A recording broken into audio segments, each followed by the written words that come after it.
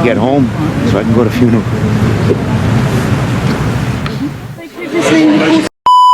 Hi guys, welcome back to Tees React. Today I'm going to be doing a reaction video on British tribute to 9/11. I have done a reaction video to the 9/11 event before. If you're following my videos, you would be aware of that. The 9/11 was a very, very tragic attack that happened in 2001. It was so extremely tragic. A lot of lives were lost, and it was just so tragic. So today's reaction video will be based on the British tribute to 9/11, and I hope as you watch you enjoy my reaction video. So let's get into today's chapter without wasting any much of your time. Richard Bilton reports.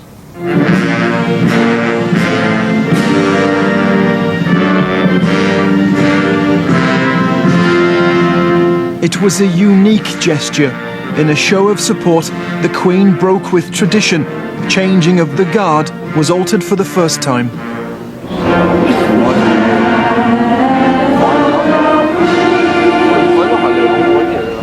Thousands gathered, quietly joining in as the band played the American national anthem.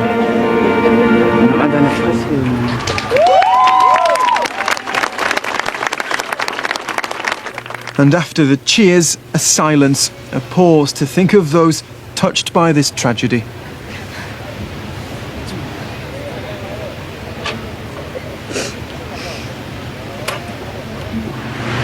As what has happened sinks in, here in Britain, emotion and despair are increasingly on display. Thousands of people in this country have been caught up in this tragedy. In terms of victims, this is the worst terrorist atrocity to hit Britain. And throughout today, here in the grounds of the American Embassy, people have been arriving to pay their respects. I want to give support if I can. I want just to be here so that they know the British people are thinking of them. I'm grieving. I wanted to be with people that are grieving. I need to get home so I can go to funeral.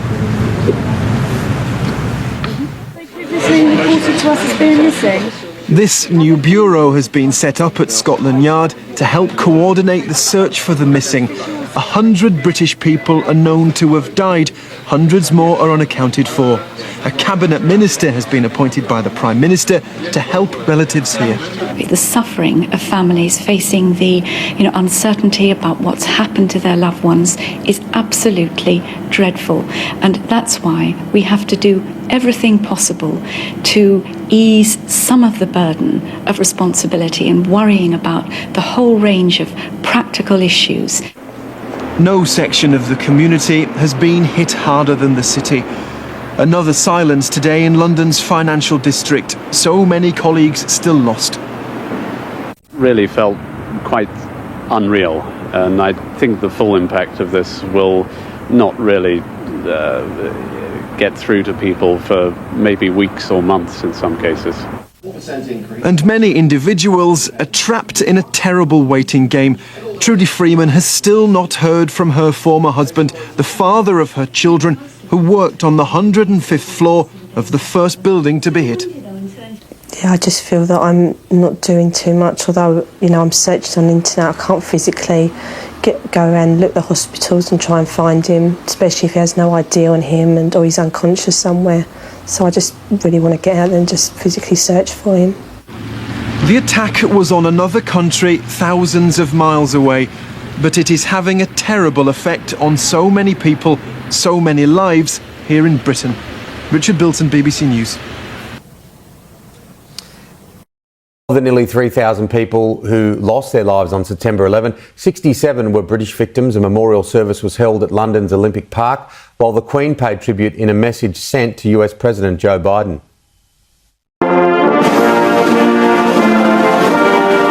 20 years on from our greatest ally's greatest tragedy, this was a very British way to mark the anniversary of 9/11. The sound of the Star-Spangled Banner at Windsor Castle, part of a special changing of the guard ceremony. It accompanied a message from the Queen to Joe Biden, celebrating the strength of those who responded to the call of duty and those who stayed to rebuild. My visit to the site of the World Trade Center in 2010 is held fast in my memory. It reminds me that as we honour those from many nations, faiths and backgrounds who lost their lives, we also pay tribute to the resilience and determination of the communities who joined together to rebuild. At the event was the acting US ambassador, moved by a gesture of friendship, solidarity and unity. It's almost hard to find words to reflect upon what that means to us and the importance of the US, UK, United States, United Kingdom, united together as friends and as allies, and for that we are immensely grateful. At the Olympic Park, a charred chunk of metal taken from Ground Zero was a backdrop for an afternoon of remembrance. There were 67 British victims that day, including John Egan's father Michael and Aunt Christine.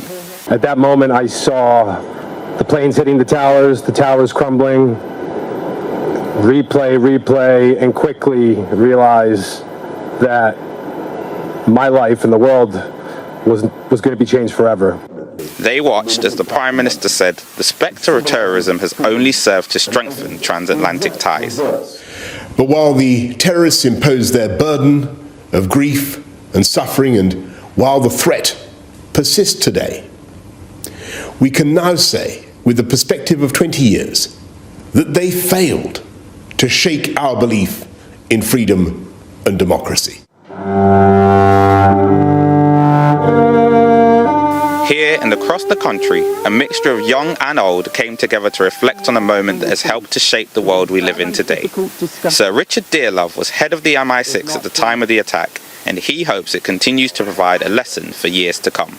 I hope that a lot of young people today will know enough about what happened to reflect on the significance of having commemorations and understand, why we have to make a determined effort to root out extremism. Thinking about the present, today was a reminder September 11th, 2001 lives on in the hearts and minds of people. Guys, that was extremely devastating to watch.